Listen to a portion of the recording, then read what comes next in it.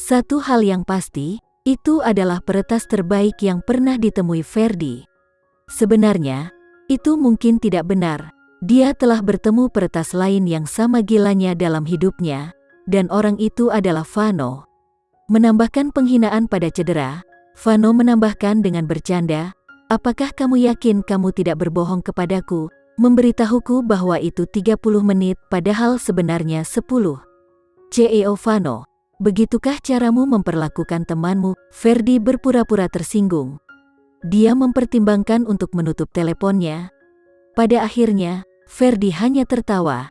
"Yah, tidak bisa dikatakan aku merasa tidak enak kalah darinya. Dia adalah seorang jenius yang gila. Namun, tampaknya 001 ini membutuhkan uang.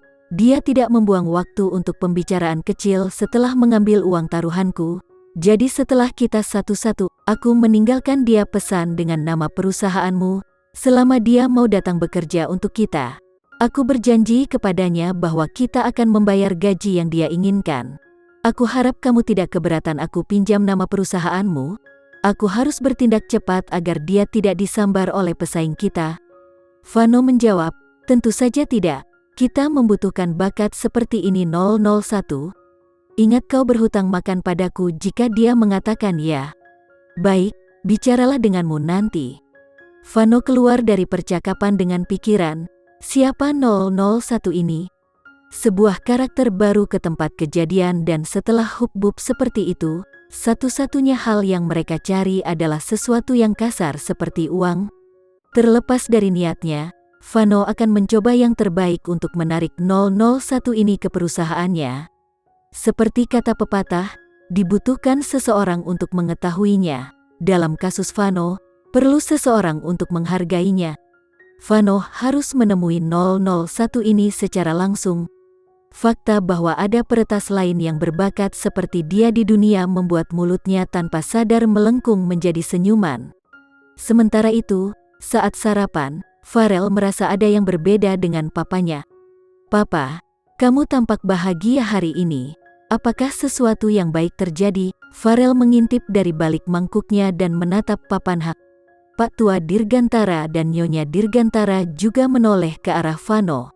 Vano adalah orang yang pendiam, yang menghadapi dunia dengan satu ekspresi. Itu adalah ketidakpedulian. Karena itu, sulit untuk mengatakan kapan dia bahagia atau sedih.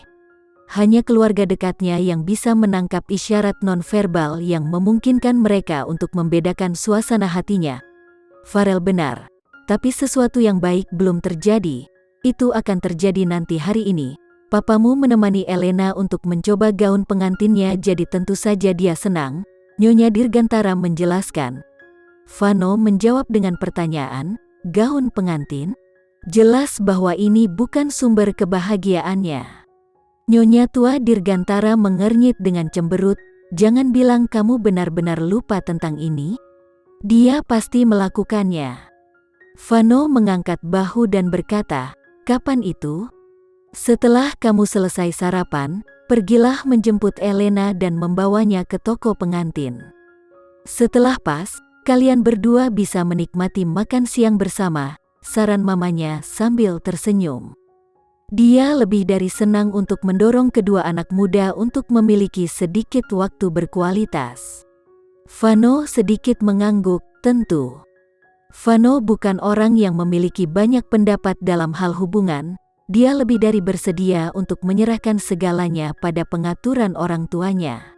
Sama seperti bagaimana dia mendengarkan papanya tentang menikahi Kinan, dia akan menuruti keinginan ibunya untuk menikahi Elena.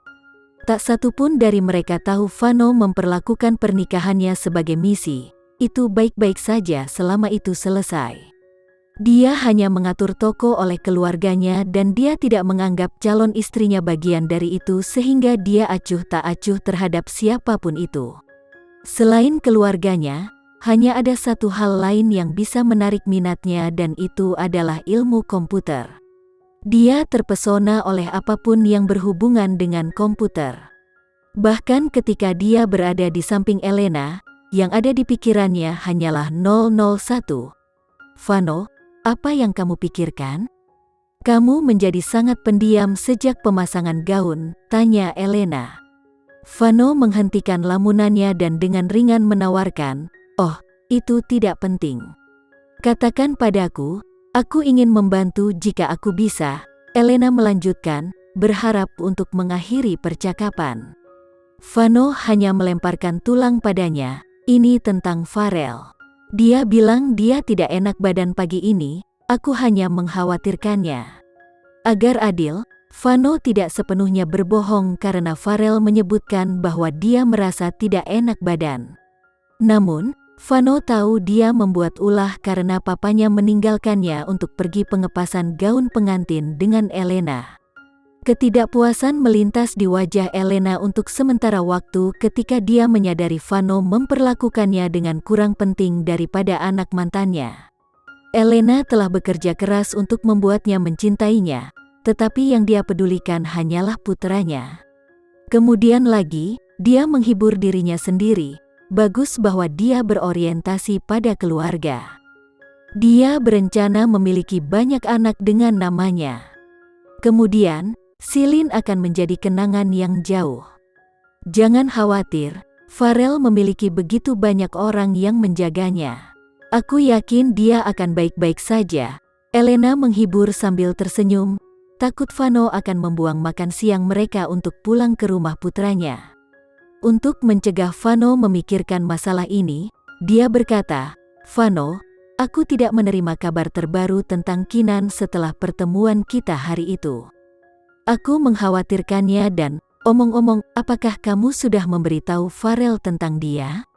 Berbicara tentang Kinan, Vano juga menjadi sedikit tertarik dengan pembaruan terbarunya. "Aku tidak membawanya ke depan Farel, ini masih terlalu cepat.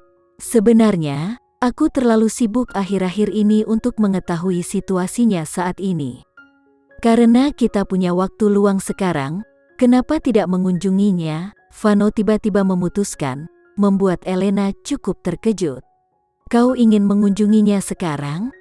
Kenapa tidak? Aku punya sesuatu yang harus kuberikan padanya dan jika aku tidak salah, dia tinggal di dekat sini." Kenzo yang duduk di depan dengan cepat menambahkan, "CEO Vano benar. Kediaman Nona Kinan dekat, hanya 10 menit. Kalau begitu sudah diputuskan, kita akan mengunjunginya." "Ya Pak," datang jawabannya saat Kenzo memutar kemudi menuju rumah Kinan. Elena tersedak oleh kata-katanya. Hal-hal yang pasti tidak berjalan di jalan yang dia rencanakan. Bukankah mereka seharusnya pergi makan siang romantis? Mengapa mereka harus mengunjungi bajingan itu, Kinan? Ditambah lagi, berdasarkan percakapan Vano dengan asistennya, sepertinya Vano sudah melakukan kontak sebelumnya dengan mantan istrinya itu, atau bagaimana Vano bisa tahu di mana Kinan tinggal? Pikiran bahwa mereka berdua memiliki sesuatu yang terjadi di belakangnya membuat Elena gelisah. Dia yakin bahwa Kinan saat ini bukan lagi kompetisi yang layak, tetapi dia masih merasa terancam. Karena bajingan itu telah memutuskan untuk keluar dari kompetisi, mengapa dia tidak memindahkannya lebih jauh? Dia harus muncul ketika pernikahannya dengan Vano sangat dekat dengan hasil. Dia sebaiknya tidak menghalangi jalannya atau Elena bersumpah dia akan memberinya neraka. Namun, dengan sangat cepat, Elena menyadari ketakutan dan kekhawatirannya tidak berdasar. Tempat di mana Kinan menelepon ke rumah adalah jelas dimaksudkan untuk pengemis. Elena belum pernah melihat tempat tinggal yang lebih buruk. Dicekik dengan bau menjijikkan, tempat itu kotor dan kotor. Dia menyimpan tempat tidur yang luas dari penghuninya karena takut terinfeksi. Kecemasan yang dia rasakan di dalam mobil segera berubah menjadi kegembiraan ketika dia melihat tempat tinggal Kinan. Jika bukan karena desakan Vano, dia tidak akan tertangkap mati di area ini. Dia, bagaimanapun, bersedia membuat pengecualian untuk mendorong kemenangannya ke tenggorokan Kinan. Elena mencengkeram lengan Vano dan berkata dengan kekhawatiran yang berlebihan, "Vano, apakah kamu yakin Kinan tinggal di sini? Bagaimana dia melakukannya? Jika aku adalah dia, aku akan bekerja ekstra keras untuk tidak berakhir di sini."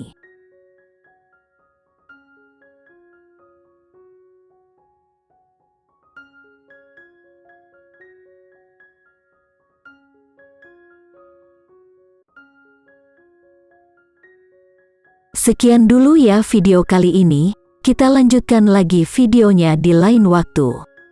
Oh iya, bagaimana menurut kalian? Semoga bisa sedikit menghibur kalian semua.